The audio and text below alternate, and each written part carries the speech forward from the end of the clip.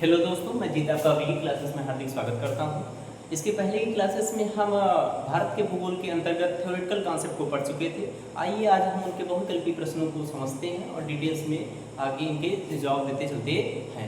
तो आप लोग लाइव जुड़ जाइए और हमारे साथ आप प्रश्नों को देखिए और सीखिए, और साथ साथ आप कमेंट बॉक्स में उसका आंसर आप कमेंट करते चलिएगा।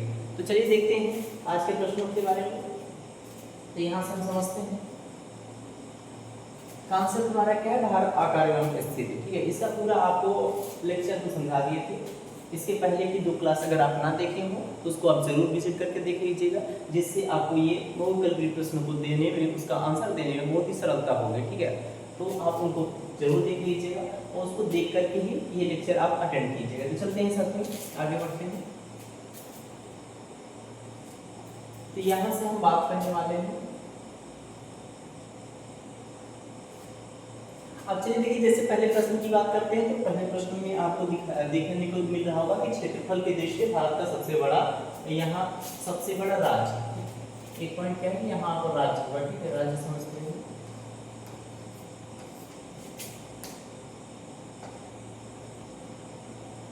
तो हम किसकी बात कर रहे हैं? पहला जो प्रश्न है वो है कि क्षेत्रफल की दृष्टि से भारत का सबसे बड़ा राज्य कौन सा है। ठीक है, तो हमने आपको बताया था कि क्षेत्रफल की दृष्टि से भारत के अगर हम बड़े राज्यों की बात करते हैं तो सबसे बड़े राज्य की अगर हम बात करें तो यहाँ से हम कहते हैं कि राजस्थान। क्षेत्रफल की दृष्टि से जो राजस्थान हमारा है ये सबसे बड़ा राज्य हो जाता है। तो यानी इसका ऑप्शन जो डी है ये बिल्कुल सही जवाब है।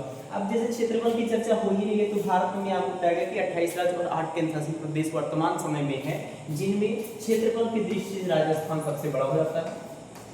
राजस्थान को हमने कहा कि ये सबसे बड़ा जिला है, सबसे बड़ा राज्य क्या होता है, सबसे बड़ा राज्य, ये भारत का सबसे बड़ा राज्य कहता है।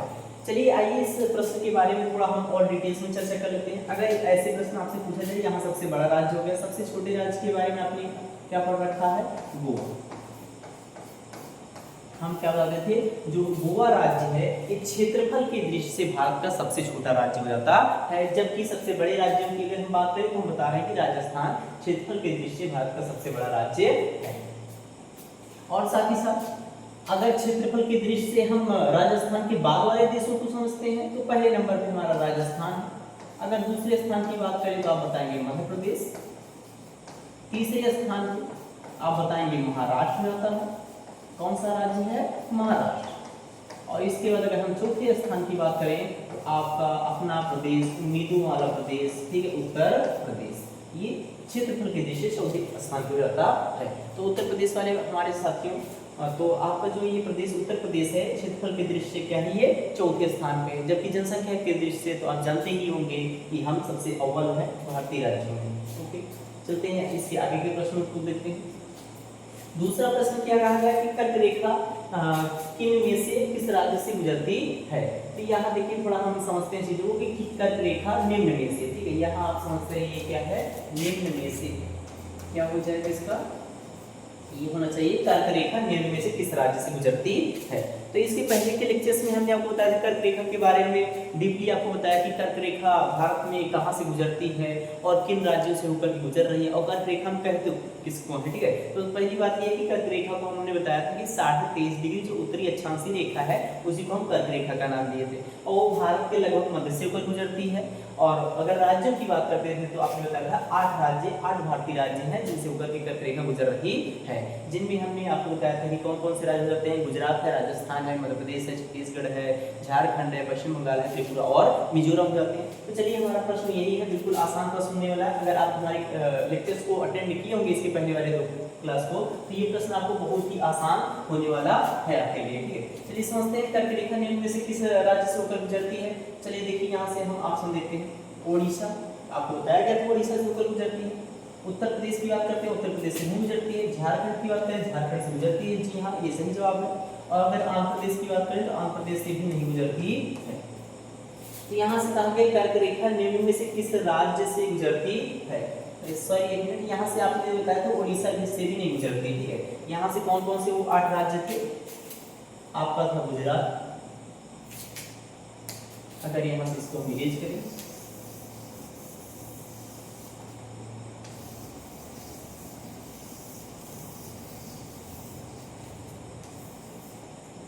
तो चलिए यहाँ से चीजों को हम समझते हैं। वो 8 राज्य कौन कौन से, कर्क रेखा से गुजरने वाले 8 राज्यों की हम बात करते हैं। तो यहाँ से आप बता रहे हैं गुजरात, इसके बाद आपने कहा यहाँ से राजस्थान,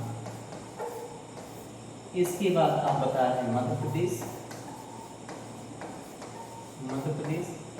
उसके बाद छत्तीसगढ़ जाता है, छत्तीसगढ़, फिर आप बताएंगे झारखंड, कौन सा खंड है भैया, झारखंड। उसके बाद आप बताएंगे पश्चिम बंगाल है आपका,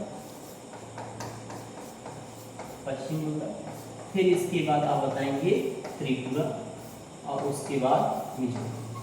तो चलिए गिनते हैं यहाँ से हमारे कितने राज्य हुए। तो आपको पता है कि 8 राज्य हैं, 1 2 3 4 5 6 7 8, ये 8 राज्य हैं जिनसे होकर के कर्क रेखा गुजरती है। तो हमारा प्रश्न ये क्या था कि कर्क रेखा निम्न में से किस राज्य से गुजरती है। तो चलिए इनमें से देखते हैं कि कौन सा नाम यहाँ पे आपको दिख रहा है। उड़ीसा, हमने चर्चा किया कि उड़ीसा नहीं है, ठीक है। झारखंड के, ये उत्तर प्रदेश की बात कर रहे हैं, इसमें आपको उत्तर प्रदेश भी नहीं मिलेगा। झारखंड आपको मिल रहा होगा, ये झारखंड, झारखंड आपको मिल गए हैं। जबकि अगर हम आंध्र प्रदेश की बात करें तो आंध्र प्रदेश में इसमें आपको नजर नहीं आ रहा। तो इसका सही जवाब जो हो जाएगा, आप बताएंगे ऑप्शन नंबर सी, बिल्कुल इसका सही जवाब होने वाला है झारखंड। तो यहाँ से कर्क रेखा के बारे में हम समझते चलेंगे कि वो 8 राज्य कौन कौन से हैं। तो आपको इन सब के बारे में पता होना चाहिए, क्योंकि ऑप्शन में ये चेंज करके भी दे सकता है। ऑप्शन में ऐसे प्रश्न भी आ सकते हैं कि बताइए कि निम्न में से किस भारतीय राज्य से होकर के कर्क रेखा नहीं गुजरती है। तो वहाँ आपको ये 3 ऑप्शन दिखेंगे, कोई एक ऑप्शन अलग कर दिया जाएगा, तो वहाँ आप पहचान लेंगे। उम्मीद करते हैं ये प्रश्न आपको बहुत ही आसान लगा होगा।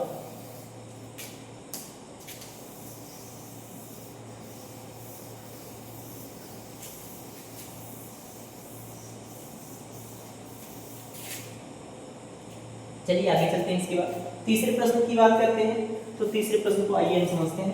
कहा गया भारत का सुदूर पश्चिमी बिंदु है। सुदूर पश्चिमी बिंदु की बात करते हैं। तो इसके पहले की क्लास में जैसे हमने आपको बताया था कि भारत के जो भी विस्तार है, पूर्वी बिंदु क्या था, पश्चिमी बिंदु क्या था, उत्तरी क्या था, दक्षिणी क्या था, सभी की चर्चा हमने की थी। 1 मिनट के समय दीजिए, थोड़ा हम देखते हैं क्या प्रॉब्लम हुई है।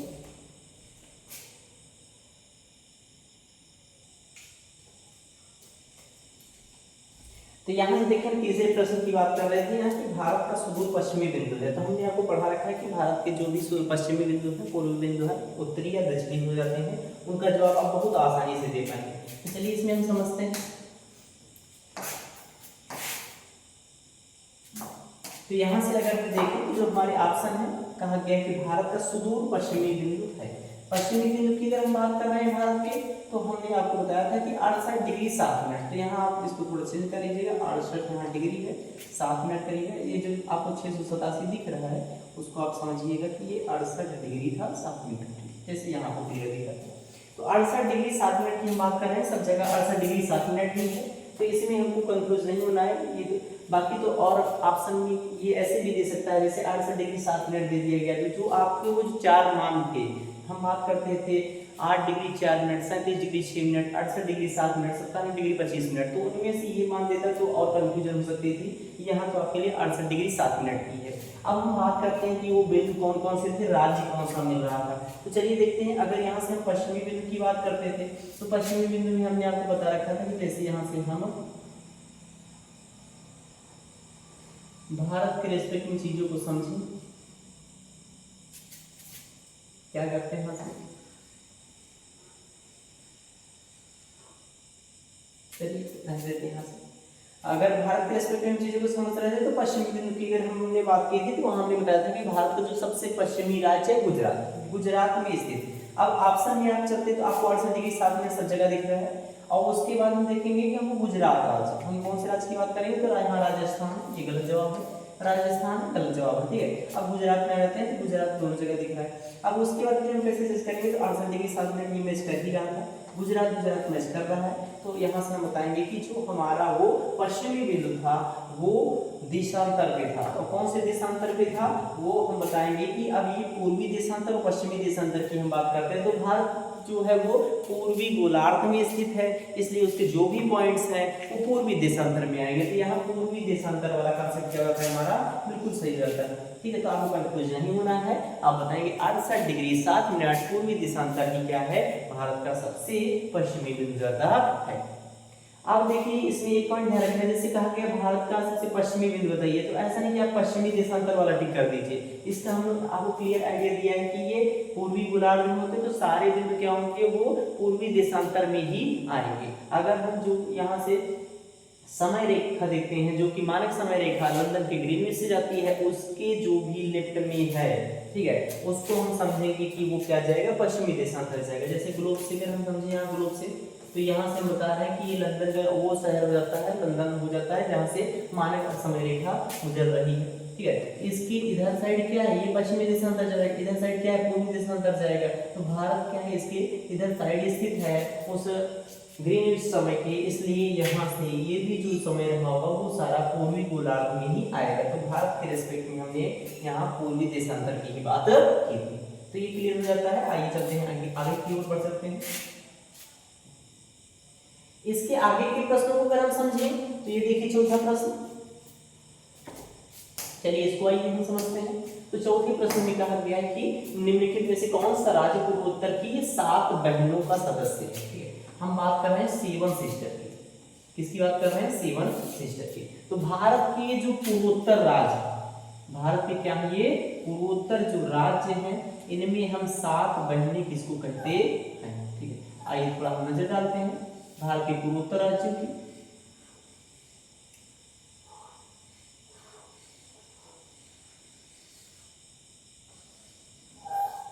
तो अगर यहाँ से हम नजर डालें भारत के पूर्वोत्तर राज्यों की, तो यहाँ से हम बताएंगे कि भारत के ये क्या है, पूर्वोत्तर राज्य हो जाते हैं। इसमें आपको अरुणाचल प्रदेश मिल जाता है, इसमें आपको असम मिल जाता है, इसमें आपको मिल जाएगा नागालैंड, इसमें मणिपुर मिल जाएगा, इसमें आपको मिल जाएगा मिजोरम, और ये मिल जाएगा त्रिपुरा, और यहाँ से हम बात करते हैं ये मेघालय जाता है, ये और ये आपका, ठीक, ये 7 सदस्य हो जाते हैं। सिक्किम हो गया, ठीक, ये 7 सदस्य हो जाते हैं। चलिए वही हम समझते हैं कि ये कौन से हमारे देश हैं, 7 कहा गया कि निम्नलिखित में से कौन सा राज्य पूर्वोत्तर की 7 बहनों का सदस्य है।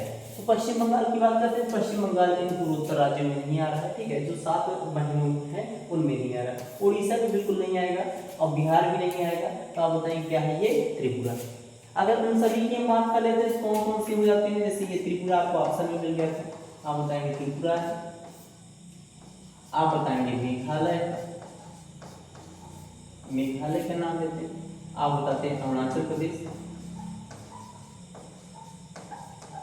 अरुणाचल प्रदेश के बारे में बताएंगे, आप बताएंगे नागालैंड,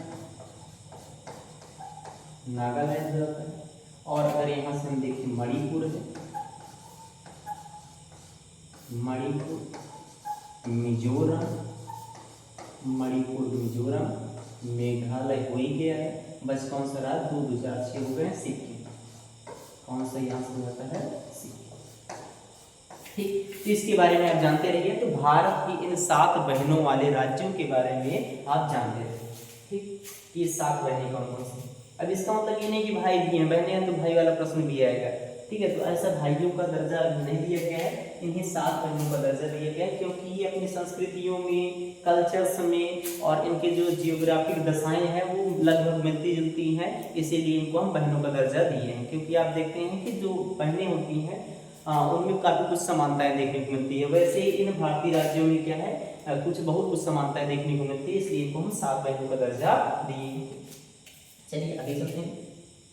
और आगे बढ़ने से पहले अगर आपको हमारा चैनल ये पसंद आया हो और आपको ये वीडियो अच्छी लग रही हो, तो इसको अपने दोस्तों के पास जरूर शेयर कीजिए, ताकि ज़्यादा से ज़्यादा लोग इसको जुड़ सकें और प्रश्नों को बहुत अच्छे से बारीकी से समझ पाए। चलते हैं आगे।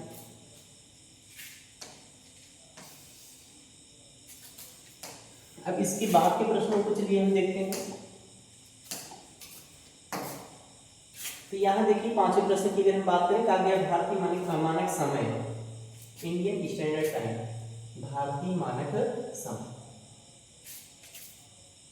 इसको हम क्या कहते हैं, इंडियन स्टैंडर्ड टाइम, IST। किसकी बात करते हैं, IST। एक होता है GMT होता है, एक क्या है, GMT होता है, ग्रीनविच मीन टाइम। एक क्या है, IST, इंडियन स्टैंडर्ड टाइम, भारतीय मानक समय। तो कहा क्या कि भारतीय मानक समय की ये जो याम्योत्तर रेखा है, यहाँ क्या हो जाएगा, याम्योत्तर, भारतीय मानक समय की याम्योत्तर रेखा किस राज्य से नहीं गुजरती? ये भी अच्छा प्रश्न है। यहाँ से अगर हम बात करें कि जो भी हमारे राज्य दिए गए हैं किस राज्य से होकर के नहीं गुजरते, तो भारत की जो भी मानक या उत्तर रेखा है 82.5 डिग्री, कौन सी रेखा है वो 82.5 डिग्री यानी 82 डिग्री 30 मिनट हम बताएंगे पूर्वी दिशा में। क्या है? पूर्वी दिशा। इसी रेखा को हम क्या कहते हैं? IST रेखा कहते हैं, यानी भारतीय मानक समय यामित रेखा।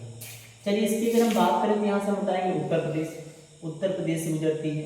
उसके बाद हम बताएंगे मध्य प्रदेश के बाद हम बताने वाले हैं यहाँ से छत्तीसगढ़ के बाद उड़ीसा के बाद आंध्र प्रदेश। तो ये 5 राज्यों से गुजरती है। कितने राज्यों से गुजरती है? 5 राज्य। वो कौन कौन से राज्य हैं यहाँ से हम लिख लेते हैं। हम बताएंगे उत्तर प्रदेश में 3 है, ध्यान रखिएगा। जैसे अगर भारत के प्रदेशों को हम देखें, उत्तर प्रदेश है, मध्य प्रदेश है, आंध्र प्रदेश है, अरुणाचल प्रदेश, ये 4 प्रदेश वाले हैं। अरुणाचल प्रदेश होने वाला नहीं है, वो तो उत्तर में है, ठीक है, पूर्व में है, पूर्व उत्तर की हम बात करें पूर्व उत्तर में है, ठीक है।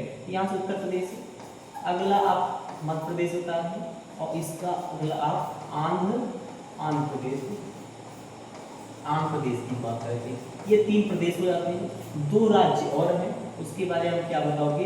आप बताओगे छत्तीसगढ़ है, छत्तीसगढ़ आपने बताया, और यहाँ से आप बताएंगे उड़ीसा। यही क्या कहते हैं? हमारे 5 राज्य हैं जो भारतीय मानक यामित समय रेखा से होकर के गुजरते हैं। अब जैसे यहाँ से ये पूछा जाता है, एक प्रश्न ऐसे भी आ सकता है कि भारतीय मानक समय यामित रेखा ये किस स्थान से होकर गुजरती है? तो ये भारत में उत्तर प्रदेश के जो मिर्जापुर राज्य की हम बात करते हैं, मिर्जापुर जिले की बात करते हैं, उत्तर प्रदेश राज्य के अंतर्गत मिर्जापुर जिले की अगर हम बात करें तो वहां से होकर के गुजरती है। अब चलिए आगे चलते हैं। तो इसका सही जवाब क्या बताते हैं कि भारतीय मानक समय यामित रेखा किस राज्य से नहीं गुजरती है? आंध्र प्रदेश जी हाँ गुजरती है, छत्तीसगढ़ से गुजरती है, और ये उत्तर प्रदेश से गुजरती है। तो इसमें जैसे प्रश्न में था कि हम यहाँ बात कर रहे हैं कि इन राज्यों से होकर गुजर रही है। अब किससे नहीं गुजरती है? तो यहाँ हमको जवाब देना था, इससे गुजरती है भैया, इससे गुजरती है, इससे गुजर रही है, ठीक है। तो यहाँ से बताइए सही जवाब क्या है?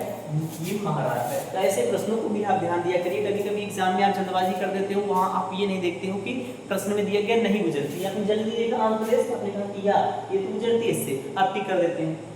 या एक नजर में जो भी आपको ऑप्शन दिखा, आपने देखा उत्तर प्रदेश से गुजरती है, टिक कर दिया आपने। तो आपको प्रश्नों को अच्छे से पढ़ लेना है, समझ लेना है कि अगर नहीं है वाला प्रश्न है या है वाला प्रश्न है। यहाँ कहा गया था कि किस राज्य से नहीं गुजरती, तो आप बताएंगे यहाँ से महाराष्ट्र का सही जवाब होता है।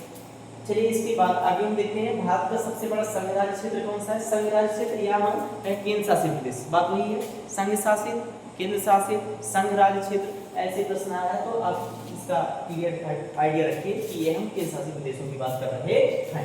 चलिए समझते हैं। ऑप्शन जो है हमारे सामने चंडीगढ़ है, लक्षद्वीप है, पुदुचेरी है, अंडमान और निकोबार द्वीप समूह है। तो भारत में वर्तमान समय में 8 केंद्र शासित प्रदेश है, आप जानते होंगे। अंडमान निकोबार द्वीप समूह है, लक्षद्वीप है, पुदुचेरी है, दादरा एवं नगर हवेली और दमन एवं दीव है, और उसके बाद आप बता रहे हैं चंडीगढ़ हो जाता है, दिल्ली हो जाता है, लद्दाख हो जाता है, जम्मू कश्मीर हो जाता है। ये 8 भारत क्या है वर्तमान समय में केंद्र शासित या संघ शासित प्रदेश होते हैं। इन्हीं के बारे में चलिए हम समझते हैं कि भारत का सबसे बड़ा संघ राज्य क्षेत्र कौन सा है। तो यहाँ अगर हम प्रश्न की बात करें तो अभी आपको ध्यान देना है। देखिए ये थोड़ा पुराना प्रश्न, यानी जैसे इसमें क्या है कि इन सभी इस प्रश्न के अकॉर्डिंग, इनके ऑप्शन के अकॉर्डिंग चीजों को हम समझे तब तो देखिए हम बताएंगे कि अंडमान और निकोबार द्वीप समूह, और इसमें कुछ विशेष पॉइंट भी आप जानते रहिएगा। अगर आपका ये पॉइंट ना रहता तो भारत में कहा जाए, भारत में वर्तमान समय में सबसे बड़ा केंद्र शासित प्रदेश कौन सा है? तो आप बताओगे लद्दाख। क्या बताने वाले हो आप? लद्दाख बताओगे, ठीक है। तो ये पॉइंट आप जरूर ध्यान में रखिएगा, क्या होता है? लद्दाख। वर्तमान समय में लद्दाख जो है वो सबसे बड़ा केंद्र शासित प्रदेश है। और अगर लद्दाख ऑप्शन में नहीं है तो यहाँ फिर हम जैसे बात कर रहे थे चंडीगढ़ था, लक्षद्वीप था, पुदुचेरी था और अंडमान निकोबार द्वीप समूह था। तो इस बार क्या सही जवाब हो जाएगा? अंडमान निकोबार द्वीप समूह हो जाएगा, ठीक है। और अगर इसके बारे में आप यहाँ लद्दाख दिया गया होता तो आपको लद्दाख के बारे में बताना है, ठीक। चलिए इसके आगे चलते हैं।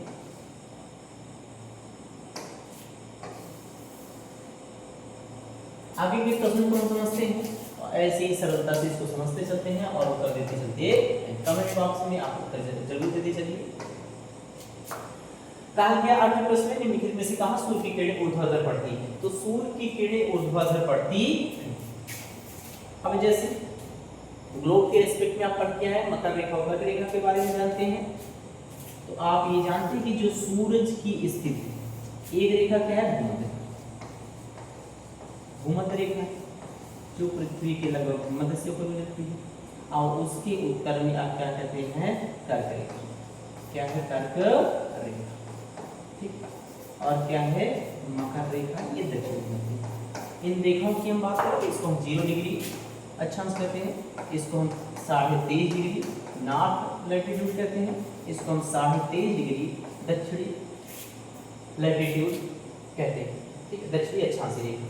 तो जो सूरज की स्थिति है वो इन्हीं अक्षांशों के मध्य रहती है। सूरज की जो स्थिति होती है इन्हीं कर्क रेखा से लेकर के मकर रेखा के बीच में ही रहती है, कर्क रेखा और मकर रेखा, ये आप समझ रहे हैं। तो जैसे निम्नलिखित में से कहाँ सूरज की किरणें ऊर्ध्वाधर पड़ती है। अब जैसे भारत के रिस्पेक्ट में देखिए कर्क रेखा लगभग मध्य से ऊपर गुजरती है, और उसके बाद क्या है, वहां उसके कुछ क्षेत्र ऊपर भी है।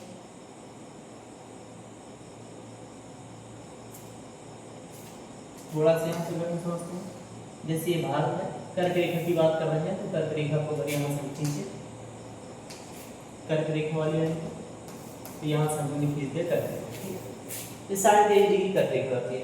अब इस रेखा के नीचे जो भी क्षेत्र है वो भूमध्य रेखा और कर्क रेखा के मध्य में आएगा, तो वहां सूरज की किरणें लंबवत पड़ेगी। अब हम बात कर रहे हैं कि देखिए जो भी ऑप्शन में है वो ऐसे क्षेत्र हैं जो इनके नीचे आएंगे तो वहां लंबवत पड़ेगी, ऊर्ध्वाधर पड़ेगी, जो इसके ऊपर रहेंगे वहां नहीं पड़ने वाले। तो चलिए यहाँ समझते हैं कहाँ इसमें ऊर्ध्वाधर नहीं पड़ेंगी। अगर हम मुंबई की बात करें तो मुंबई आप जानते हैं महाराष्ट्र की राजधानी मुंबई, ये इसके नीचे ही मिलेगा आपको, ओके। और उसका चेन्नई की बात करें, चेन्नई बिल्कुल दक्षिण में है, ये आप जानते हैं तमिलनाडु की राजधानी है। तिरुवनंतपुरम की अगर हम बात करें तो आप जानते हैं केरल की राजधानी तिरुवनंतपुरम है। ये सभी जो क्षेत्र हैं ये ऊर्ध्वाधर स्थिति में आएंगे, क्योंकि कर्क रेखा के नीचे हैं, यहाँ सूरज की किरण लंबवत पड़ने वाली है। अब हम श्रीनगर की बात करें तो श्रीनगर ऐसा क्षेत्र है जो आप जानते हैं जम्मू कश्मीर की राजधानी श्रीनगर की अगर हम बात करें तो श्रीनगर क्या है, उस कर्क रेखा के उत्तर में है, तो वहां सूर्य की किरणें ऊर्ध्वाधर यानी लंबवत नहीं होने वाली। तो हमारा जो सही जवाब हो जाएगा, यहाँ कहा गया कहाँ सूर्य की किरणें ऊर्ध्वाधर पड़ती हैं, तो ये होना क्या चाहिए, कहाँ ऊर्ध्वाधर नहीं पड़ती है। जितना आप चेंज कर लीजिए इसको, समझ रहे हैं क्या, नहीं पड़ती, क्योंकि इन तीनों जगह पे पड़ती है। श्रीनगर में क्या होगा, नहीं पड़ रही है, तो यहाँ हमारा जवाब रहता है। इन सब पे पड़ रही थी, प्रश्न में कहा कि कहाँ नहीं पड़ती है, ये होना चाहिए, और इसके अकॉर्डिंग हम बता देंगे क्या हो जाएगा, श्रीनगर हो जाएगा। चलिए इसके आगे के प्रश्न को हम समझते हैं।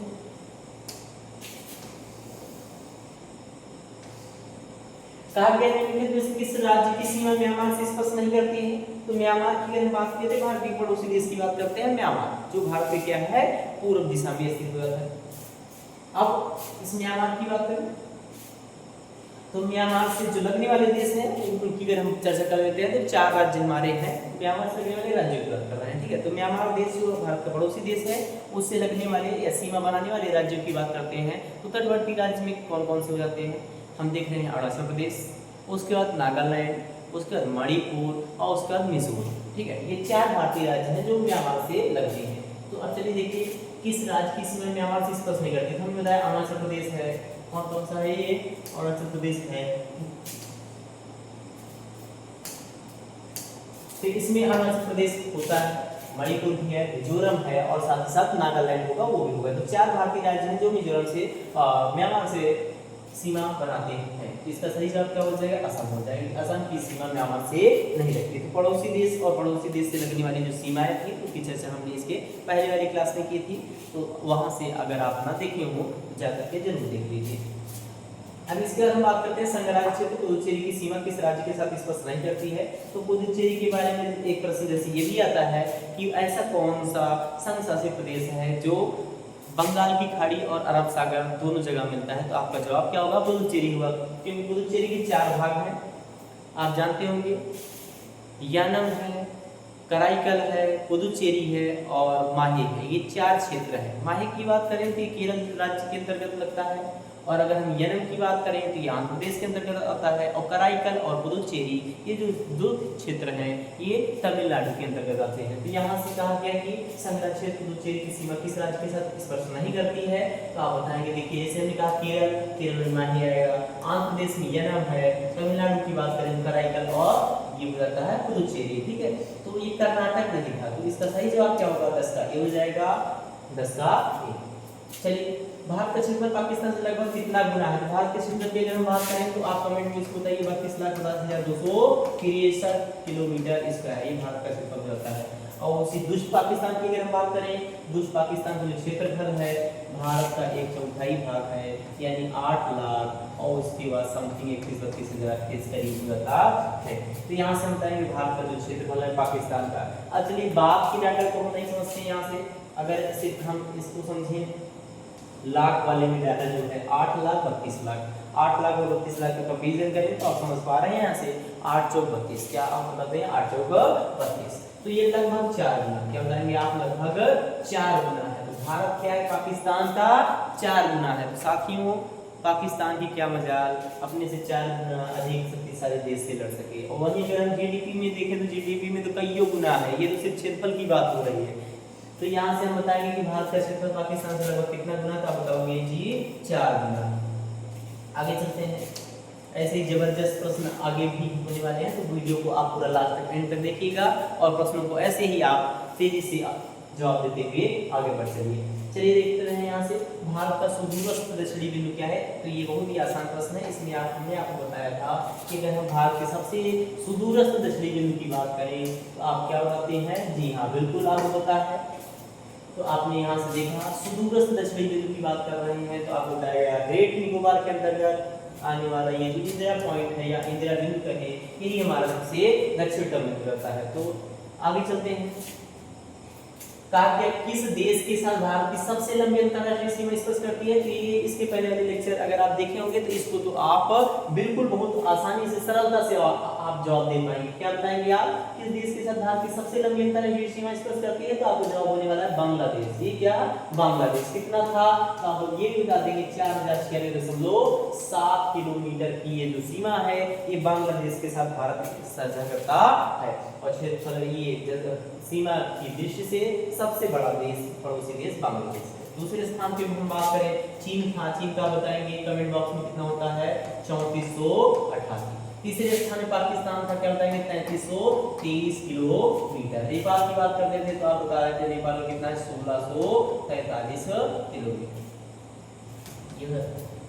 चलिए आगे चलते हैं, पश्चिम बंगाल की सीमा कितने देशों के साथ लगती है? अब हम पश्चिम बंगाल की सीमा की बात कर रहे हैं, तो पश्चिम बंगाल की जो सीमा है इसके बगल पड़ोसी देश बांग्लादेश से लग रही है, और वहीं उत्तर में हम देखें तो भूटान और नेपाल, इससे भूटान और नेपाल से लगती है, यानी 3 देश हो जाते हैं। क्या होते हैं? 3 देश हो जाते हैं। अगले प्रश्न की ओर देखें तो भारत का वह कौन सा स्थान है जहां बंगाल की खाड़ी, अरब सागर तथा हिंद महासागर से मिलते हैं? क्या प्रश्न है? भारत का वह कौन सा स्थान है जहां बंगाल की खाड़ी, अरब सागर तथा हिंद महासागर से मिलते हैं? हम बात करने वाले भारत के सबसे दक्षिणतम बिंदु की। तो भारत के रेस्पेक्ट में यहाँ से हम देखते हैं तो हम ये जानते हैं कि जो हिंद महासागर है, क्या है? हिंद महासागर, जिसका नाम भारत जैसे महान देश के नाम पे एक महासागर का नाम पड़ गया है। विश्व में ऐसा कोई देश नहीं जिसके नाम के आधार पे कोई एक महासागर का नाम रखा गया हो, लेकिन भारत की महानता है कि भारत का नाम जो हिंदुस्तान है उसके आधार पे एक महासागर का नाम पड़ गया है हिंद महासागर। तो आइए यहाँ से समझते हैं भारत का कौन सा स्थान है जहाँ बंगाल की खाड़ी, अरब सागर और हिंद महासागर से मिलते हैं। तो हम भारत के सबसे दक्षिणी छोर की बात करते हैं, यहीं से शाखाएं बढ़ जाती है। इधर वाली शाखा को हम अरब सागर कह देते हैं। क्या हो जाता है यहाँ? अरब सागर। और इधर वाली शाखा को हम क्या कहते हैं? बंगाल की खाड़ी। क्या कहते हैं? बंगाल की खाड़ी। क्या है? बंगाल की खाड़ी। और नीचे ये क्या है? हिंद महासागर है ही। हम बता रहे हैं कौन सा स्थान हो जाएगा? तो कन्याकुमारी। कौन सा स्थान हो जाएगा? कन्याकुमारी। जी हाँ बिल्कुल। चलिए ऐसे ही जबरदस्त प्रश्न आगे भी होने वाले हैं, तो वीडियो को स्किप ना कीजिएगा, आप अंत तक बने रहिए। ऐसे ही इंफॉर्मेटिव क्वेश्चन आपको आप आगे भी देखने को मिलेंगे। चलिए 16वें प्रश्न की हम बात करते हैं। तो कहा गया कि भारत के निम्नलिखित राज्यों के समूहों में से कौन सा समूह पाकिस्तान से सीमा बनाता है? तो पाकिस्तान से हम सीमा बनाने की बात कर रहे हैं, क्या बताएगा पाकिस्तान से कौन सा राज्य सीमा बना रहे हैं?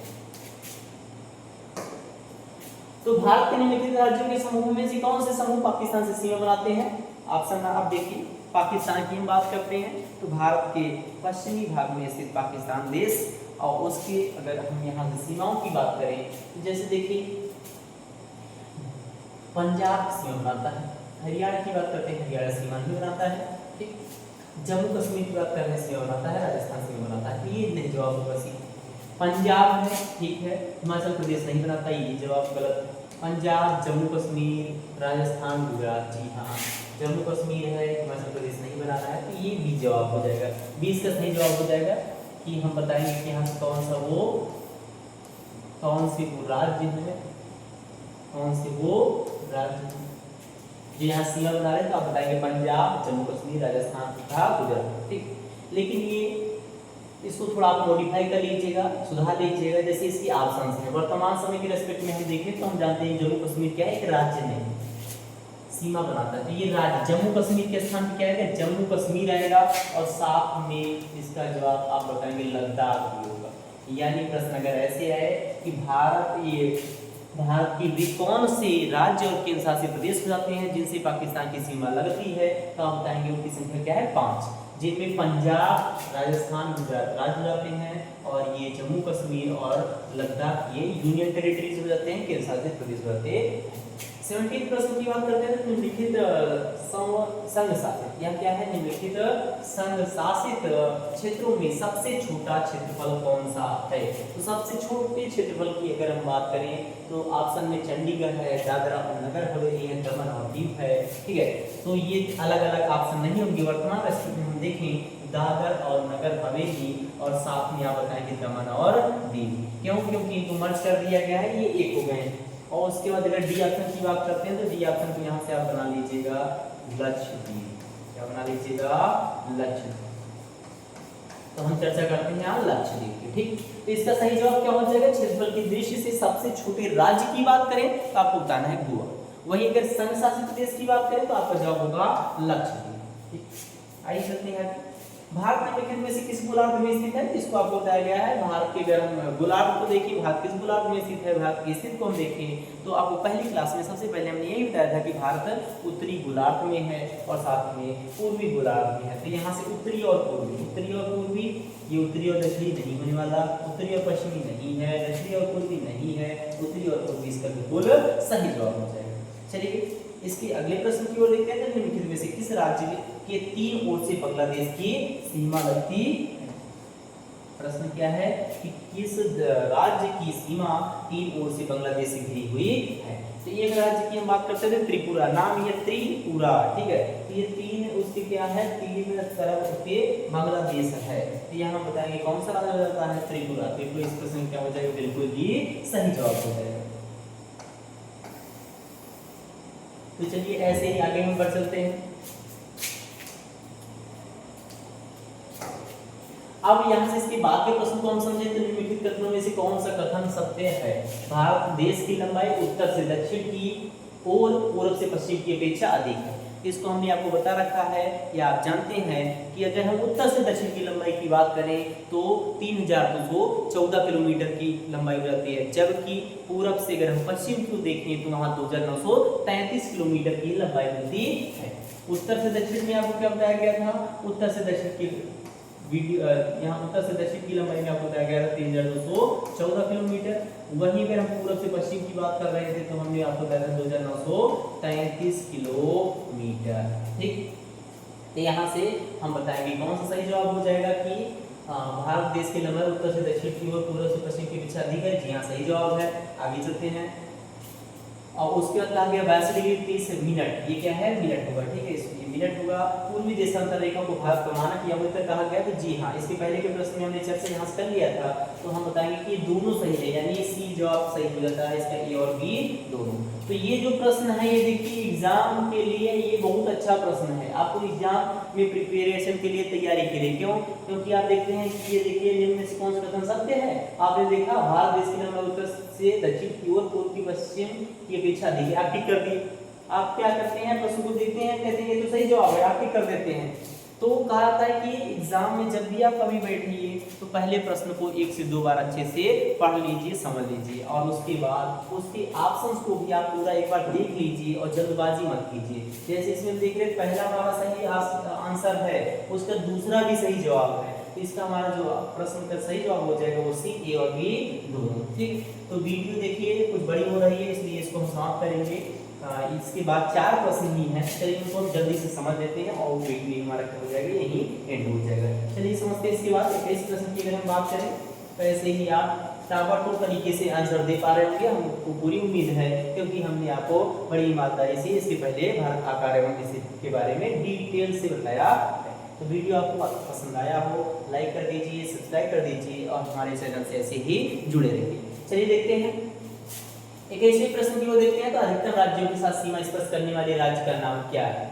तो अगर हम भारत के राज्यों की बात करें तो आपका अपना प्रदेश, उम्मीदों का प्रदेश उत्तर प्रदेश, ठीक है, जिसको आप कह रहे हैं कि क्षेत्रफल की दृष्टि से चौथे स्थान पे है और जनसंख्या की दृष्टि से सबसे अव्वल राज्य है उत्तर प्रदेश, जिसके वर्तमान अगर हम सीएम की बात करें तो श्री आदित्यनाथ जी हैं, योगी आदित्यनाथ जी। ठीक, अधिकतम राज्यों के साथ सीमा स्पर्श करने वाले राज्य का नाम क्या है? तो आप बताएंगे उत्तर प्रदेश। क्या बताएंगे? उत्तर प्रदेश। कौन सा राज्य रहता है? उत्तर प्रदेश, उम्मीदों का प्रदेश उत्तर प्रदेश। ठीक है, आप बताएंगे सबसे अधिक सीमा साझा करने वाला ये जो राज्य है उत्तर प्रदेश है। इसकी सीमा 9 राज्यों से लगती है, या फिर आप बताएं 8 राज्य और 1 संघ शासित प्रदेश। देखिए ये प्रश्न आप देखेंगे, इस प्रश्न के रिस्पेक्ट में बहुत विवाद है, तो इसको आप थोड़ा समझ लीजिए। जैसे आयोग के लेवल के प्रश्न में भी वहां आया था कि अधिकतम सीमा कितने राज्यों से लगती है, तो यहाँ जैसे 8 राज्य हैं और 1 संघ शासित प्रदेश दिल्ली होता है, लेकिन अगर ऑप्शन में 9 राज्य दिया जाए तो आप 9 राज्य पे टिक करेंगे। ये आयोग ने इस प्रश्न का सही जवाब माना कि अगर यहाँ से आया उसमें 9 राज्य 8 राज्य 7 राज्य, वैसे तो ये विवादित प्रश्न हो जाएगा, नहीं आना चाहिए, लेकिन आ रहा है तो 9 पर आप टिक करेंगे क्योंकि दिल्ली को भी हम इंक्लूड करते हैं। बाकी 8 राज्य की अगर हम बात करें तो आप बताएंगे उत्तराखंड है, हिमाचल प्रदेश है, हरियाणा है, और उसके बाद राजस्थान बताएंगे, मध्य प्रदेश बताएंगे, और उसके बाद छत्तीसगढ़ बताएंगे, झारखंड, बिहार। ठीक है, इन राज्यों की हम बात करते हैं। साथ ही साथ एक अंतर्राष्ट्रीय सीमा भी साझा होती है जिसका नाम है नेपाल देश। नेपाल देश के साथ उत्तर प्रदेश अपनी सीमा साझा करता है। इस प्रश्न का सही जवाब क्या हो जाएगा? उत्तर प्रदेश। अगले प्रश्न की ओर बढ़ सकते हैं। तो भारत में सबसे छोटे दिन की बात करते हैं। भारत में सबसे छोटे दिन की बात हो या उत्तरी गोलार्ध में सबसे छोटे दिन की बात हो, क्योंकि भारत उत्तरी गोलार्ध में स्थित है, तो उसका जवाब आप क्या बताएंगे? 22 दिसंबर। क्या बताएंगे? 22 दिसंबर। वहीं दक्षिणी गोलार्ध में कह दिया जाए कि सबसे छोटा दिन क्या होता है, तो आपको बताना है 22 जून। क्या बताना है? 21 जून। 22 जून नहीं, आपको क्या बताना है? 21 जून बताना है। और अगर उत्तरी गोलार्ध या भारत में कहा जाए सबसे बड़ा दिन क्या होता है, तो आप बताएंगे 21 जून होता है। ठीक है, लेकिन सबसे छोटे दिन की बात हुई है तो सबसे छोटे दिन के बारे में आप क्या बताएंगे? यहाँ से ये कौन सा हो जाएगा? ये आ जाएगा 22 दिसंबर। चाहे भारत की बात होती, चाहे उत्तरी गोलार्ध में स्थित देशों की बात होती, ठीक है, तो वहाँ आपका जवाब क्या हो जाएगा? ये 22 दिसंबर होने वाला है। चलिए इसके आगे के प्रश्न देखते हैं।